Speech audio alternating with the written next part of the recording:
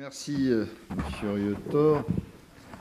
Je salue le président du Conseil économique et social régional, Monsieur Martel, président du Presse, et vous tous, mesdames, messieurs. Je suis très heureux, mais ce n'est pas une formule de circonstance, de passer quelques instants avec vous. Merci de votre présence, surtout quand je vois beaucoup de jeunes comme ça, je suis ravi, parce que c'est l'avenir de l'Auvergne. Il y a des moins jeunes aussi, d'accord, mais il y a beaucoup de jeunes, et c'est ce qui est très bien. Alors j'éprouve d'autant plus de plaisir que nous nous trouvons à l'Institut d'Auvergne du développement des territoires, un institut très cher à la région sur tous les plans, puisque nous l'avons voulu et nous l'avons payé. Et donc un institut qui participe et qui participera plus encore demain à l'enrichissement des débats relatifs au développement des territoires. Par ailleurs, ce qui va vous occuper durant ces 2 jours relève d'un sujet qui m'est très cher, à savoir les usages numériques, ingénierie et innovation au service du développement territorial. Et puis il y a cette mention qui figure sur le programme regard croisé, acteurs, chercheurs. C'est là une des clés de la bonne compréhension des enjeux qui relèvent du numérique, faire tomber certaines barrières pour favoriser le travail collaboratif et développer ainsi de nouveaux outils d'analyse. Il est plus que jamais indispensable de dépasser les contours de certaines sphères, celles des acteurs et celles des chercheurs en premier. L'Auvergne est une région rurale, je pense que tout le monde le sait ici, mais quand même, s'il en était parmi vous qui venez d'ailleurs, je le rappelle simplement en le citant. Or, face à des projets d'envergure qu'impliquent l'aménagement et le développement des usages numériques, les collectivités auvergnates ont adopté rapidement une approche collective et solidaire. Il faut dire que les enjeux et les coûts importants qu'ils engendrent ne nous laissaient guère le choix si l'on voulait faire du bon travail. Cette approche consiste tout d'abord à établir un bilan partagé de la dynamique ou de la pénurie, de l'insuffisance, de l'initiative privée, qu'il s'agisse des infrastructures ou des usages, afin de se situer en totale complémentarité. Je parlais de sphère à l'instant. Il n'est pas envisageable, dans le contexte actuel, de prendre le risque de créer des doublons entre intervention publique et intervention privée. Cela revient dans certains cas à favoriser les initiatives privées en assurant l'équipement des territoires, par exemple en infrastructure de réseau, en soutien à des initiatives qui favorisent l'émergence de tiers-lieux comme les télécentres, les Fab Labs, etc. Dans d'autres cas, il faut que la puissance publique délivre elle-même un service, comme nous l'avons fait dans les années à partir de 2005. C'est un peu dépassé maintenant, mais nous l'avons fait à un certain moment, lorsque nous avons déployé des visio-guichets pour recréer et densifier la présence des services publics sur le territoire. Mesdames, Messieurs, vous en êtes tous conscients, nous ne sommes qu'au début de la révolution numérique. Il y a d'ailleurs encore un article dans le journal La Montagne ce matin sur ce sujet, il y en aura de plus en plus. Prenons le cas des objets connectés. Ils vont prendre une place prépondérante dans notre vie quotidienne. Pas dans 20 ans, pas dans 10 ans, mais aujourd'hui, demain, nous y sommes. Ce sera le cas dans nos maisons. Télévision, lave-vaisselle, le four, imprimante 3D, tout sera connecté. La régulation de la température, la sécurité, etc. Mais aussi les transports, avec les véhicules autonomes, par exemple. J'en profite pour vous indiquer, les universitaires le savent, mais pas tout le monde, que nous avons en Auvergne un minibus autonome qui est né dans les laboratoires de l'Institut Pascal et qui est aujourd'hui en phase d'industrialisation chez Ligier, à Vichy. Les deux étaient d'ailleurs présents, et je les ai rencontrés, le véhicule et le patron de l'entreprise, au challenge Bibendum organisé la semaine dernière par Michelin à Chengdu en Chine. Et j'ai pu m'apercevoir au cours de ce rendez-vous mondial de la mobilité à quelle vitesse les choses bougent. C'est incroyable. Et au-delà de ces exemples, il y a aussi l'ensemble du monde de l'entreprise, la santé, l'éducation. Tout va être connecté.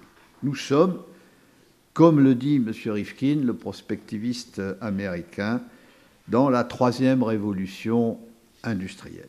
Et je recommande d'ailleurs, pour ces jeunes qui ne l'auraient pas fait, de lire les 2 livres de M. Rifkin, l'un qui date de septembre 2013, la 3e révolution industrielle, l'autre qui date de septembre 2014, qui secoue sérieusement, et que tout agent de développement, il y en a parmi vous, devrait avoir lu et intégré pour le faire partager progressivement aux élus. Nous sommes dans cette 3e révolution industrielle, qui est celle des énergies renouvelables à très bon marché, qui est celle de l'Internet des objets, je viens de l'évoquer, et qui est celle du travail collaboratif, où chacun de ceux qui rentrent sur les réseaux sociaux, sur l'Internet, est un acteur, en fait, et c'est une nouvelle façon de découvrir la relation humaine que ce travail collaboratif. C'est une profonde mutation dans la façon d'approcher l'ensemble des relations dans la société et l'ensemble des problèmes de développement. Alors, en ce qui concerne l'Auvergne, si nous revenons au sujet proprement dit d'aujourd'hui, sans être encore dans la prospective de Rifkin, nous avons fait dès 2006 dans notre région du numérique le principal levier du développement de la région. À l'époque, on m'a pris pour un hurluberlu, un illuminé. J'ai eu beaucoup de critiques, mais les choses ont avancé et aujourd'hui, chacun est conscient que nous avons fait les bons choix. Dès 2006, les collectivités territoriales majeures de la région, donc à savoir le Conseil régional d'Auvergne qui en a pris l'initiative, les 4 conseils généraux que nous avons associés, ont décidé d'engager ensemble et solidairement une démarche d'aménagement numérique du territoire auvergnat afin de répondre aux attentes de la population. Il s'agissait tout simplement d'amener du débit partout sur le territoire, là où l'initiative privée n'intervenait pas. Donc vous retrouvez là le propos initial que j'ai eu. Complémentarité publique-privée. Ne pas aller concurrencer le privé, là où il fait très bien le travail, et inversement. Eh bien, il s'est agi, donc, dès 2006, de résorber, donc, d'offrir, en fait, il faut se replacer dans le contexte de 2006, un débit minimum de 512 kbps à tout le territoire auvergnat. Aujourd'hui, ça paraît dérisoire, 512 kbps. À l'époque, c'était déjà très important. Et en mars 2009, nous avions, sous maîtrise d'ouvrage régionale, terminé la première partie de ce déploiement qui nous a valu un premier prix européen, première région européenne connectée au haut débit, je ne parle pas très haut débit, l'Auvergne. Je suis très fier de ce prix qui nous a été remis par la Commission européenne. Et puis, à partir de là, nous sommes engagés sur une étape supplémentaire qui est celle du très haut débit, toujours sous maîtrise d'ouvrage régionale, mais toujours en associant les 4 conseils généraux et, en plus, les 6 agglomérations de l'Auvergne, dans une gouvernance partagée, où je suis certes le président, mais où nous prenons toutes les décisions à l'unanimité, puisque lorsqu'il n'y a pas unanimité, on continue le dialogue. En fait, c'est assez facile maintenant, parce que la relation de confiance s'est établie. Ce n'était pas forcément le cas en 2006, où les conseils généraux se demandaient ce que le président de région voulait. Donc, la méthode, et j'insiste sur ce point, mise en œuvre à ce moment-là, a été la clé de la réussite. Toutes les décisions prises à l'unanimité. Ça prend du temps, mais c'est extrêmement productif et ça rejoint ça donne du contenu à ce travail collaboratif, ou un cadre à ce travail collaboratif qui me paraît indispensable. Bref, la région Auvergne est aujourd'hui la première région française pour le déploiement du très haut débit et de très loin devant les autres. Nous avons 3 étapes. La première, fin 2017, où nous aurons 100% de la population auvergnate, y compris la ferme isolée, qui pourra avoir du 8 mégabits, 42% de la population qui sera déjà à 100 mégabits et plus. La deuxième étape n'est pas encore affermie, nous sommes en train de la préparer. C'est 2017-2021 et puis 2021-2025 où 100% de la population auvergnate aura du très haut débit, dont 77% à peu près couverts par la fibre optique. Puisqu'évidemment, on n'amène pas de la fibre optique dans la ferme isolée, on utilise les autres technologies et notamment la technologie satellite pour ces endroits isolés. Mais je ne veux pas m'attarder davantage sur les infrastructures. Mais enfin, il est quand même important que vous sachiez que nous sommes très en avance en Auvergne sur le déploiement des infrastructures et que donc, si nous travaillons bien maintenant sur les usages, eh bien, nous garderons et même nous accélérerons, nous accentuerons notre avance sur les usages. Les usages, c'est ce qui nous réunit, c'est ce qui vous réunit aujourd'hui. Eh bien, l'Auvergne a souhaité, la région, j'entends, que les usages numériques se développent tout à fait concomitamment au déploiement des infrastructures. Et dès 2006, donc, nous avons lancé un certain nombre de dispositifs. J'en ai évoqué un il y a quelques instants, qui est le maillage du territoire en points visio publics, pour rapprocher les services publics des citoyens, ou les environnements numériques de travail, une implantation qui a fait de notre région, là aussi, l'une des pionnières dans la fourniture d'une solution unique pour l'intégralité des établissements publics d'enseignement du secondaire, collège et lycée, créant ainsi une continuité d'usage entre collège et lycée. Avec la récente actualisation du schéma régional d'aménagement et de développement durable du territoire, le SRADT Auvergne 2030, qui a été voté par l'Assemblée régionale en juillet, le numérique est désormais intégré comme l'un des 4 défis transversaux, aux côtés de 3 autres, forcément, s'il y en a 4. D'abord, le défi de l'attractivité pour la région Auvergne, de la transition écologique et énergétique, mais aussi de la gouvernance. Ces 4 défis sont le résultat d'un travail intense de concertation, de réflexion et de débat, toujours le travail collaboratif, avec le plus grand nombre, institutions bien sûr, associations, entreprises, mais aussi citoyens qui ont participé très nombreux à cette démarche. Cela se traduit par 9 ambitions articulées autour des 3 piliers du développement durable, développement économique avec création d'emplois bien sûr à la clé, cohésion sociale et environnement, et visant à faire de l'Auvergne un territoire attractif et différencié. Les 9 ambitions de notre schéma concernent à la fois le développement de l'économie numérique au sein de la filière, avec en particulier le développement que nous essayons de promouvoir dans une étroite association avec les entreprises, d'une spécialité autour de la confiance numérique, qui est le grand sujet d'aujourd'hui et de demain. Parce qu'à partir du moment où tout est connecté, il faut qu'il y ait de la confiance et de la sécurité. Et tout ça reste à faire. Alors, M. Riotor me disait tout à l'heure qu'il n'y avait pas beaucoup de juristes ici, mais ceux qui y sont, ils peuvent travailler, hein, parce que on va avoir de sérieux problèmes à résoudre sur le plan juridique. Le progrès technique allant beaucoup plus vite que le droit, d'une part, et la législation, d'autre part. Je suis très heureux qu'on rentre dans cette 3e révolution industrielle, mais ça va exploser de tous les côtés en termes de problèmes, puisque, vous savez, notre Parlement, je cite personne, il est très loin de tout ça. Hein.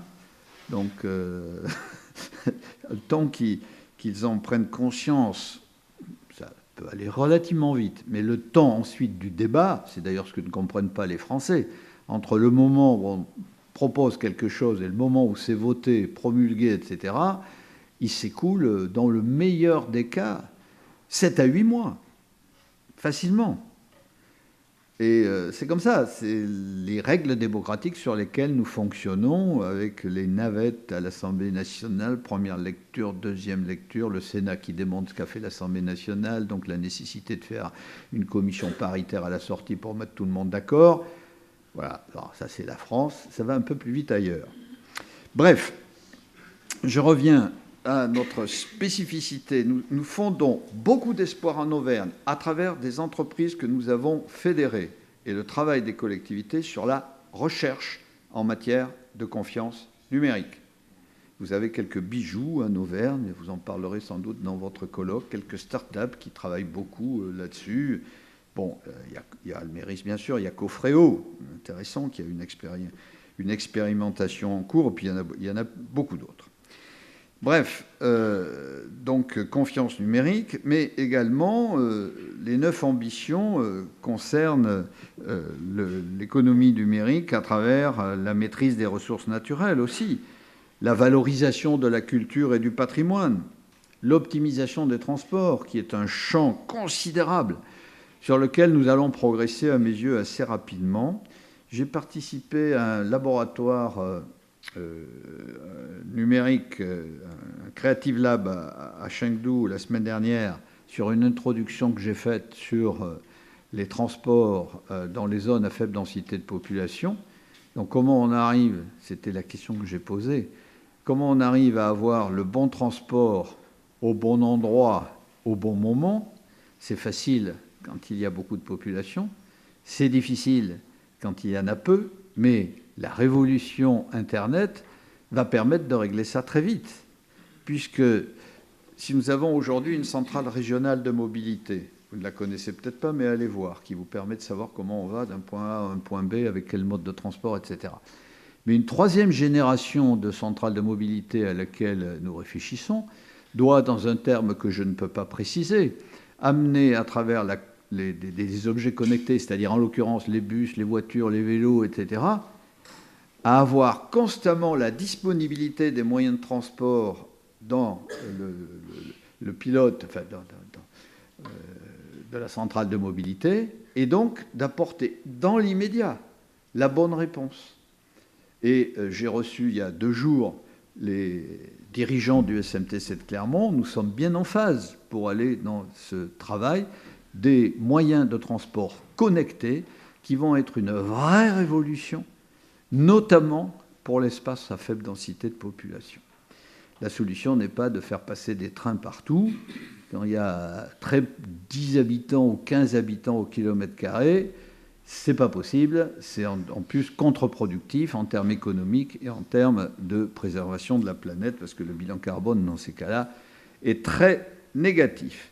Donc les transports qui doivent être optimisés, mieux vivre ensemble et plus longtemps, encore un domaine d'application, développement des e-services, accès à l'information.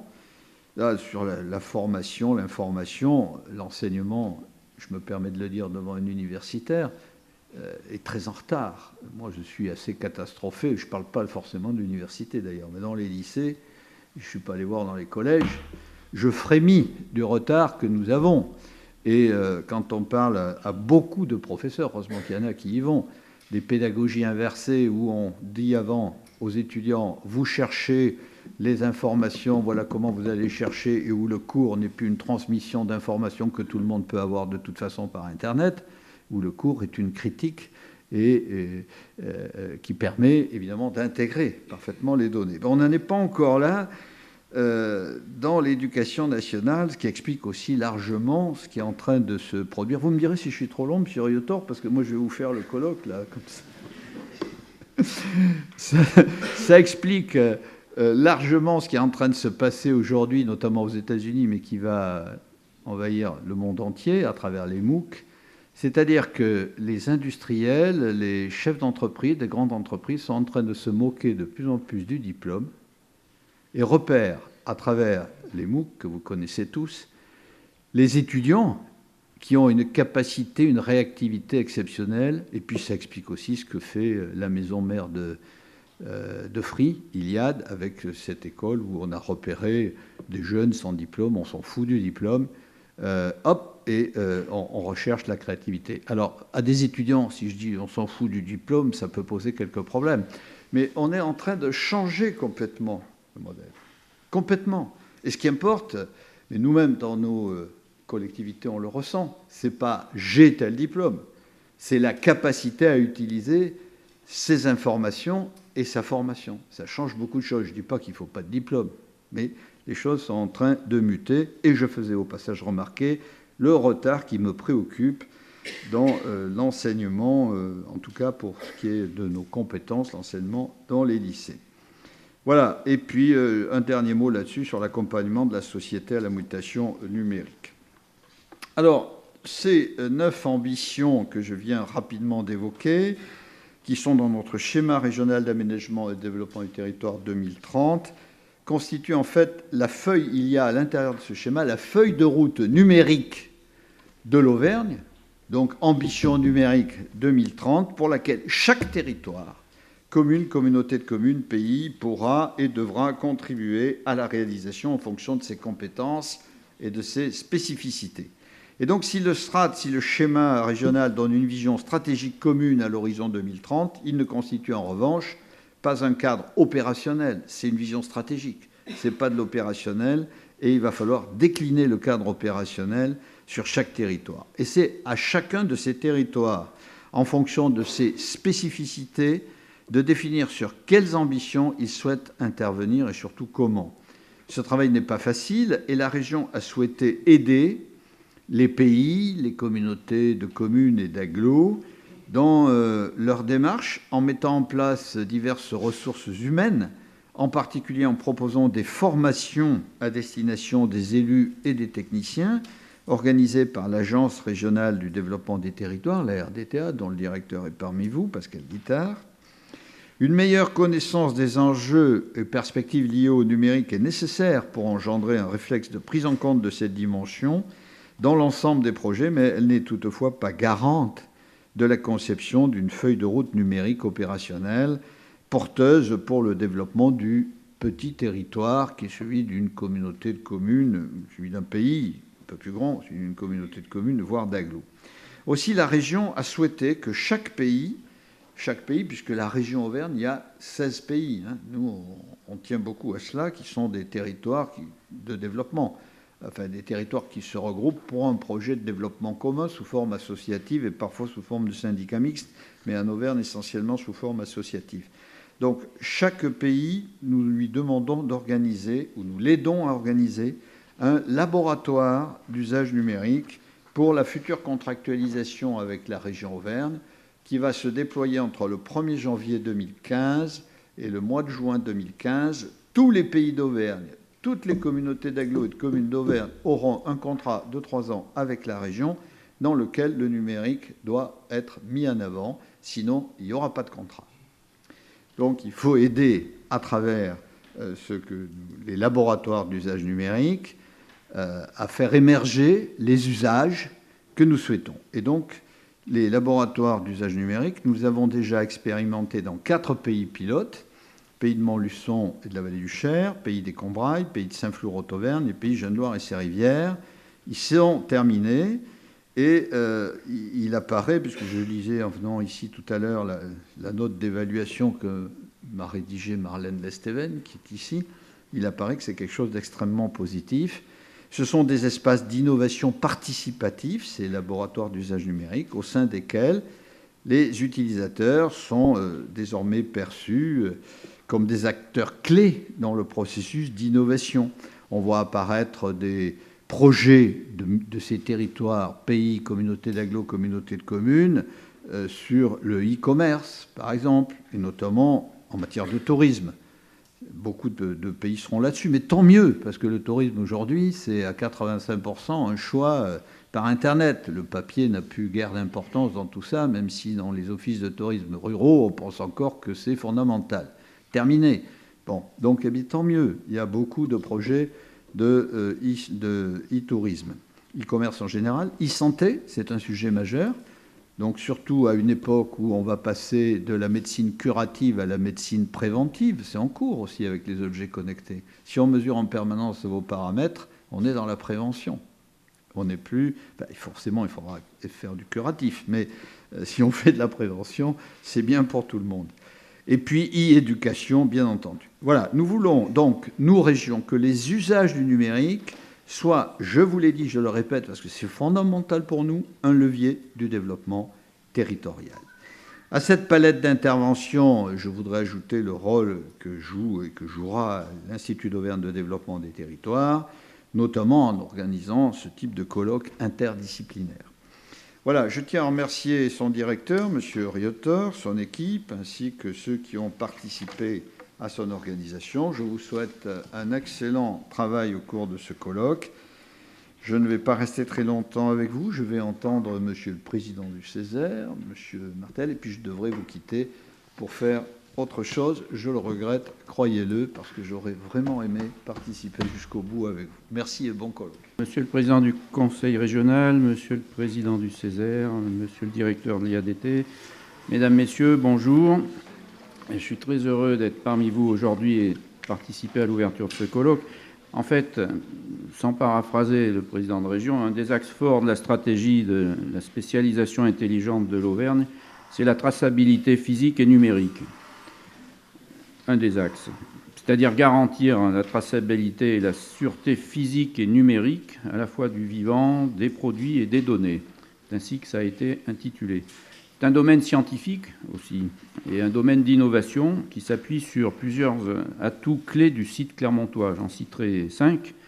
L'avance du territoire régional en matière d'infrastructures numériques qui rend possible des expérimentations digitales. Je crois que le président de région vous l'a clairement indiqué. La deuxième, c'est la présence de plusieurs entreprises du secteur en Auvergne, et en particulier un leader comme Almeris qui a aussi déjà été cité, qui est en forte croissance et qui travaille sur la confiance numérique. En 3, le développement des bases de données numériques dans la recherche, notamment sur la génomique, les biobanques. Tout ça, ça nécessite des compétences de stockage, de traitement et de sécurisation des données qui sont générées par ces applications. Quatrièmement, un socle industriel plus classique, mais confronté aux enjeux croissants de traçabilité, de sûreté et de santé aussi, ça a été indiqué. Et enfin, en matière de recherche, la création d'une chaire, confiance numérique, lancée il y a à peu près un an, en octobre 2013, qui associe l'université, bien sûr, et Almeris, en particulier via le laboratoire LIMOS, bien connu sur la place clermontoise. Alors, le colloque d'aujourd'hui, bien sûr, élargit la question du numérique à la question des usages et de leurs impacts territoriaux. Il rejoint là d'autres points forts de la recherche clermontoise et auvergnate en matière d'innovation sociale ou de développement local et international. Et l'IADT en est un symbole, entre autres, de partenariat entre le monde universitaire et les collectivités territoriales. Alors, plus globalement, le colloque d'aujourd'hui sera utile, je l'espère, à la recherche française et internationale, parce que, bien sûr, si la recherche s'ancre sur les sites, comme Clermont ou l'Auvergne, elle fonctionne en réseau, à la fois réseau national, mais encore plus réseau international depuis déjà longtemps. Ces réseaux dans lesquels les chercheurs confrontent leurs méthodologies, leurs résultats, qui mobilisent de plus en plus les outils du numérique aussi, puisque quand on travaille en réseau et qu'il y a des distances, on a là un outil et une force de frappe importante, ou les bases de données, si on veut aussi les citer. Alors du coup, j'en profite pour remercier tous les intervenants qui viennent d'un peu plus loin que les frontières de l'Auvergne et leur souhaiter la bienvenue à Clermont-Ferrand. Et si ce colloque représente aussi la pluridisciplinarité des regards sur le numérique, on peut penser à l'économie, la géographie, la sociologie. La demi-journée qui va être consacrée à l'analyse des relations entre tous les chercheurs et les acteurs autres dans la diffusion et l'acceptabilité du projet numérique me paraît très importante.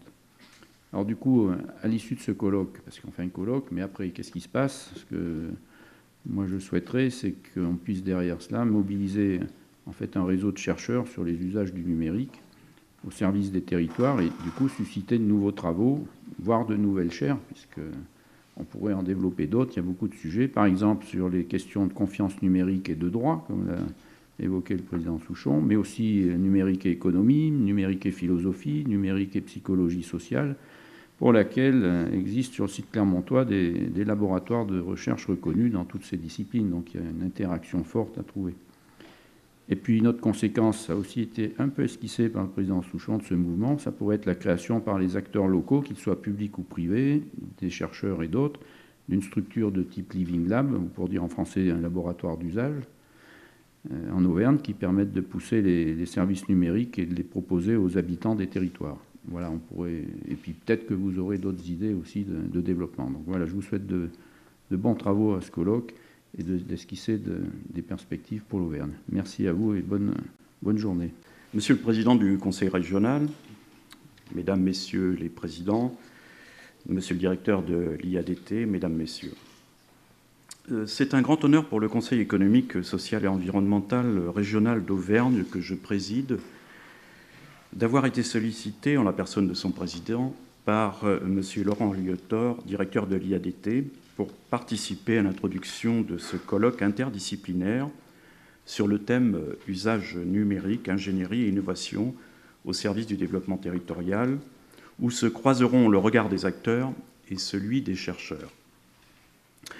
Notre Assemblée, de par sa composition diverse, est en effet un reflet et une émanation de la société civile régionale. Et je suis le témoin, en tant que président de cette institution, que les débats qui traversent aujourd'hui l'ensemble de la société sur les usages du numérique s'expriment également à une échelle sociale, économique et environnementale régionale spécifique à l'Auvergne, donc à notre institution, seconde assemblée de la région. Les préoccupations que nous y exprimons sont les mêmes que celles qui nous réunissent aujourd'hui. Comment ces outils peuvent nous aider à accompagner, développer, voire transformer l'ensemble de la sphère du développement territorial et apporter un meilleur service à nos concitoyens? Monsieur le Président du Conseil régional, vous avez résolument engagé l'Auvergne dans le développement numérique avec tout d'abord, depuis 2005, le haut débit aujourd'hui réalisé, et depuis 2011, le déploiement du très haut débit. Notre Assemblée a su se mobiliser pour être à vos côtés dans cette démarche, et nous avons, depuis avril 2012, produit 3 avis sur le sujet du numérique. Un premier avis a été produit sur saisine de vous-même, Monsieur le Président, en avril 2012, suite à votre demande. Nous y proposions alors diverses actions pour étendre et asseoir le développement des usages numériques dans notre région. Nous y formulions des préconisations dans différents domaines: les points visio publics, les espaces numériques en Auvergne, le télétravail, le tourisme, le maintien au domicile des personnes âgées, ou bien encore l'enseignement avec l'espace numérique de travail et les manuels numériques. Nous abordions également la question des apports du numérique pour l'artisanat et le commerce de proximité, ainsi que pour la mise en place d'une mobilité durable à l'échelle régionale. Cet avis avait été voté d'ailleurs à l'unanimité par notre Assemblée. Il serait trop long et fastidieux de lister ici les préconisations qu'il contenait pour chacun de ces thèmes. Cependant, de manière transverse, le Césaire avait déjà tenu à faire savoir dans ce premier travail toute l'importance qu'il estimait devoir être accordée à l'accès des populations fragilisées économiquement aux technologies numériques. Nous y pointions également la nécessaire prise en compte des dangers que pouvait induire une nouvelle fracture, la fracture numérique. Puis, en mai 2014, il y a à peine 6 mois, toujours sur saisine du président du Conseil régional, nous avons été amenés à produire une note qui est devenue par la suite notre contribution à Ambition Auvergne numérique 2030, addendum numérique au SRAT. Il nous était notamment demandé dans cette note de formuler des propositions sur des questionnements relatifs à la confiance numérique, comme par exemple quels atouts et quels préalables au développement en Auvergne d'un écosystème numérique performant en vue d'une candidature à la labellisation French Tech. Si la taille de l'écosystème numérique auvergnat n'est pas un atout a priori, une spécialisation, confiance numérique, pourrait-elle s'envisager comme un élément distinctif et différenciant pour l'Auvergne? La problématique choisie par la Commission a alors été la suivante: comment faire de l'Auvergne une région pour entrer et vivre en confiance dans le numérique, et par ailleurs tirer de ce laboratoire à grande échelle des leviers décisifs de développement économique. Nous y formulions alors des propositions en matière de recherche et d'innovation autour de la chaire Confiance numérique. Nous suggérions de développer, en plus de la sécurité informatique qui est son cœur d'activité, toute une série de réflexions parallèles sur le même sujet, mais dans des dimensions différentes encore peu explorées, celle du droit, de l'économie, de l'éthique et de la philosophie, ou bien encore de la psychologie sociale. Nous estimions alors qu'elle pourrait avoir, comme dans un pôle de compétitivité ou un cluster, un rôle d'animation et qu'elle devait élargir ses partenaires aux grands groupes régionaux tels que Michelin, Limagrain, etc. Nous souhaitions également que ce mouvement puisse amener à la création par les acteurs locaux publics et privés d'une structure type laboratoire d'usage en Auvergne qui permette de pousser les services numériques et de les proposer aux Auvergnats. Nous formulions enfin dans ce travail d'autres préconisations relatives à l'open data que je ne reprendrai pas ici. Cette saisine a tellement passionné la commission spéciale qui s'était mise en place à cette occasion que cette dernière a décidé de poursuivre sa réflexion une fois l'avis voté et son activité terminée. C'est ainsi que la commission a choisi de traiter plusieurs autres dimensions qui n'avaient pas pu être abordées dans le rendu que nous vous avions fait sur la confiance numérique. Nous serons donc amenés à la fin du mois de janvier de l'année prochaine à valider un texte qui vous sera ensuite adressé, contenant des préconisations relatives aux usages numériques dans les domaines de la production, usine numérique, de l'enseignement supérieur et dans celui de la télémédecine. Mais, vous le savez bien, le Conseil économique, social et environnemental régional n'est pas une assemblée de techniciens, et les avis qu'il est amené à produire, ainsi que les propositions qu'il formule, ne sauraient avoir d'autre qualité que d'avoir été faites par les représentants de la société civile régionale. C'est peut-être là leur limite, mais c'est aussi et surtout leur force. Notre Assemblée et la grande diversité des conseillers qui la composent est à l'image de notre région. Les conseillers économiques, sociaux et environnementaux régionaux sont des Auvergnats, comme les autres, qui appartiennent à l'écosystème régional. Et ils sont donc, comme tous les autres Auvergnats, des acteurs ou utilisateurs des services numériques. Ainsi, pour ce qui nous concerne, la récente dématérialisation des procédures et le prêt de tablettes pour chacun d'entre nous nous permet de participer à notre façon à ce grand mouvement. Mais plus loin que notre propre cas, il me semble que la mise en réseau de l'ensemble des acteurs en Auvergne ou dans le Massif central est aujourd'hui rendue beaucoup plus facile grâce aux infrastructures et aux technologies numériques proposées. Ce sera donc, je crois, une opportunité qui sera donnée aux acteurs du développement territorial que de rendre encore plus de services aux territoires et aux habitants qui les peuplent grâce à ces merveilleux outils. Et dans l'optique de la future Union Rhône-Alpes-Auvergne, l'avance prise par nos territoires auvergnats sera certainement un avantage comparatif affirmé lorsque les politiques se mettront en place. Nous espérons bien à cette occasion que le mouvement en avant que vous avez su impulser se trouvera pérennisé, notamment dans la sécurisation des 2 phases du partenariat public-privé en cours pour le très haut débit. Bons travaux à vous tous et je vous remercie de votre écoute. Quelques mots donc d'introduction à ce colloque et on va rentrer un petit peu plus dans le détail de l'organisation et des thématiques à la fois scientifiques et concernent également les acteurs des territoires.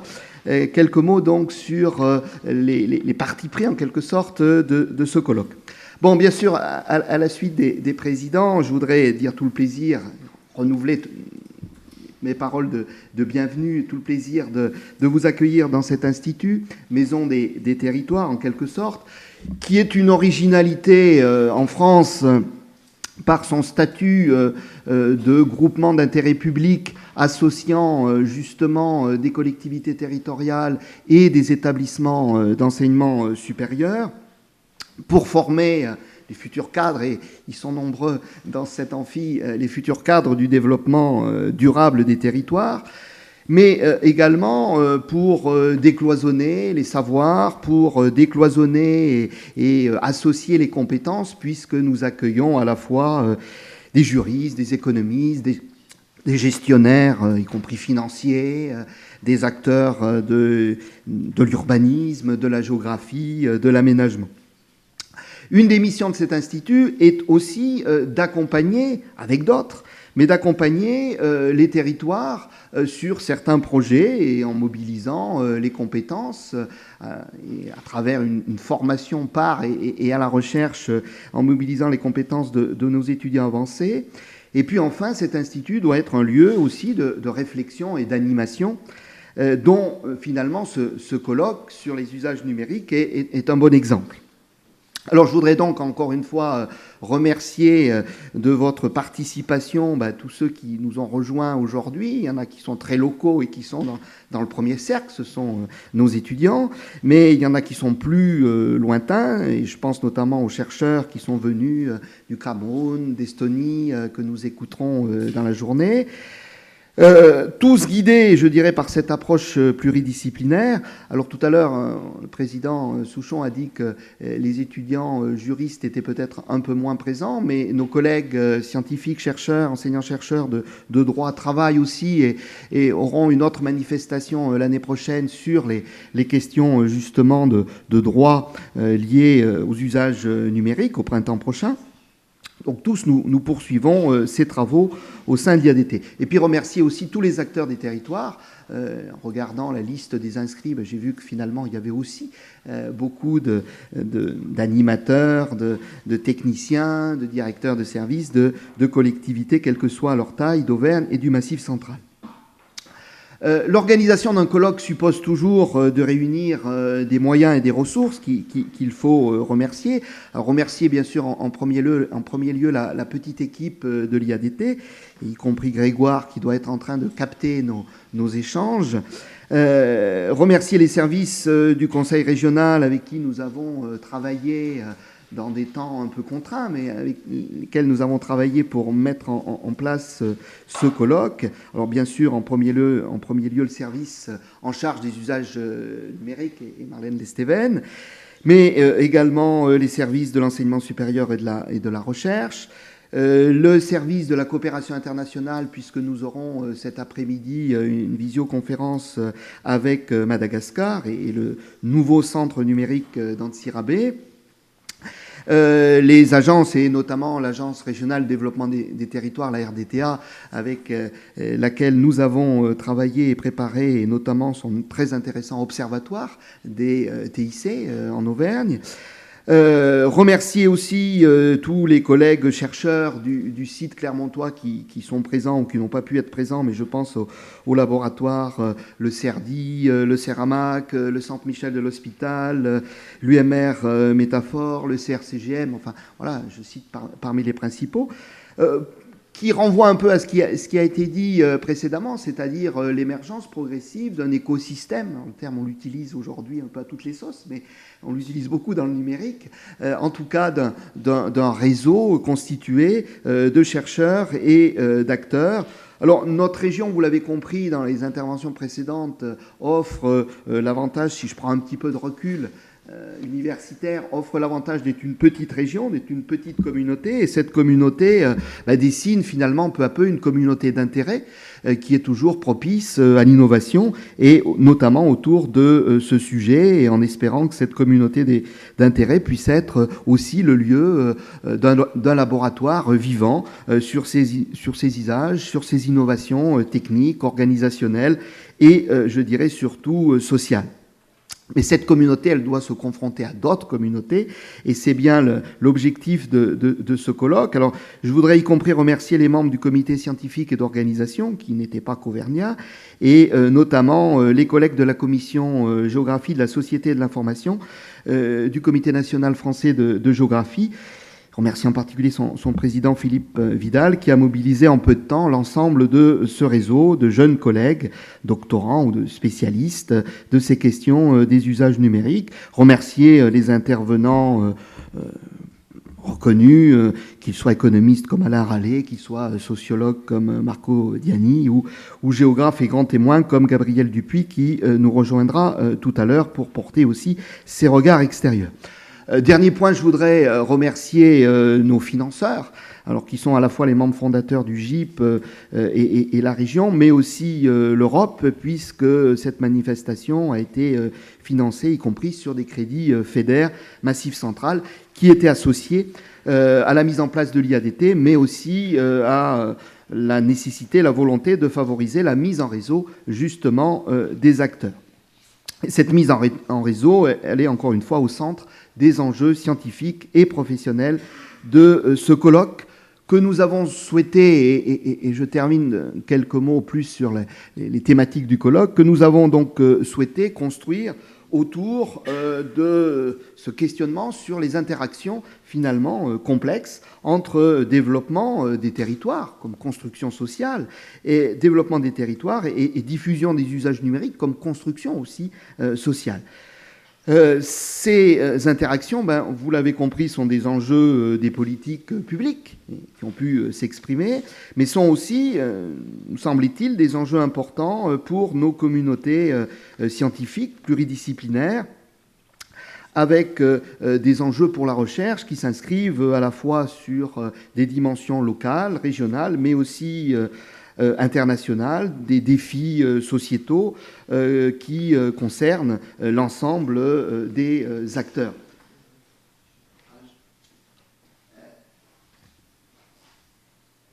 L'ensemble de ces dynamiques soulève donc des questions de recherche et de recherche-action que nous avons souhaité organiser donc autour de 3 thématiques. Une première thématique qui doit permettre de croiser les questionnements liés au projet de développement du numérique sur les territoires.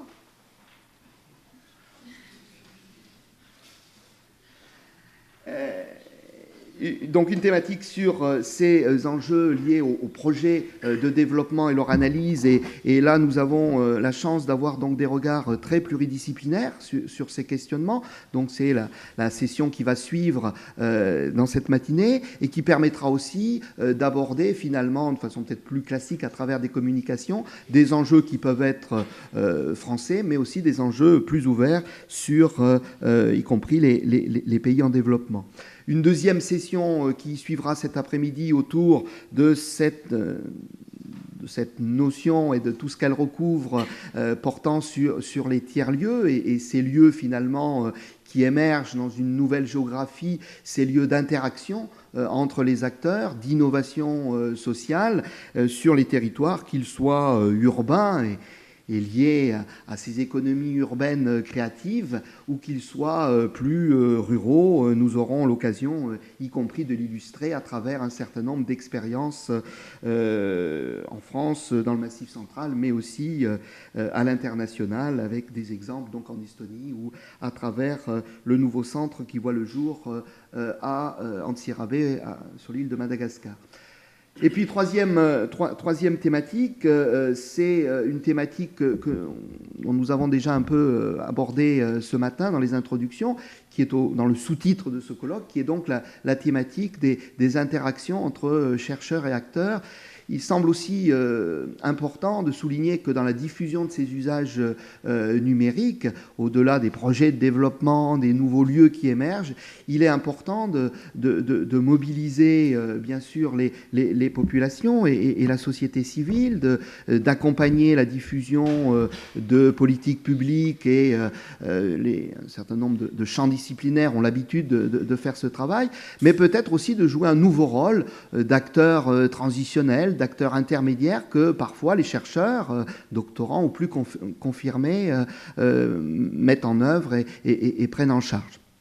Donc voilà un petit peu les 3 grands champs, les 3 thématiques qui recouvrent bien sûr plein d'autres dimensions et sous-thématiques sur ces questions d'usage et toutes les ressources que ces usages peuvent mobiliser.